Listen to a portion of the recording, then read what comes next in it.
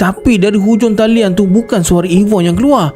Ada suara perempuan mengilai panjang. Isa pula, hello, hello, hello, hello. Berkali-kali Isa sebut, tapi yang dengar cuma mengilai panjang tu lah dari hujung talian. Isa jalan perlahan dekat belakang Yvonne, ikut setiap langkah dia. Tiba-tiba badan dia rasa lemas, dada berdenyut kuat, jantung berdegup laju. Sakit dia sampai Isa terpaksa membongkok tangan pegang dada. Rasa tu makin kuat, macam kena serangan jantung. Isa terus rebah ke tanah, masih cuba tahan sakit dekat dada dia. Yvonne yang berjalan ke depan langsung tak perasan. Dia terus melangkah macam tak nampak Isa langsung. Nasib baik masa tu Mr. Lim keluar, kebetulan nak temankan anak dia. Dia nampak Isa terbaring, terus berlari ke arah Isa dan cepat-cepat angkat kepala Isa. Yvonne, jerit Mr. Lim. Jeritan tu kuat sampai Yvonne tersentak, macam baru terjaga dari mimpi yang panjang.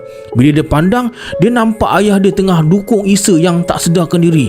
Ambil kereta, kata Mr. Lim. Yvonne terus lari ke arah kereta Isa, hidupkan enjin dan pandu laju ke hospital, bawa ayah dia dengan Isa sekali. Dekat hospital, Yvonne duduk tepi katil Isa. Tangan dia genggam erat tangan Isa yang masih tak sedar. Sesekali dia angkat tangan tu, cium lembut dan letak dekat pipi dia sendiri. Mr. Lim datang dekat, usap bahu anaknya perlahan. Cici nak makan apa-apa tak? Cici tu nama manja Yvonne. Yvonne geleng kepala, mata masih pandang Isa.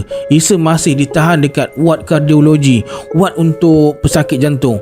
Staf nurse Mazlin datang hulur segelas Milo ais pada Yvonne.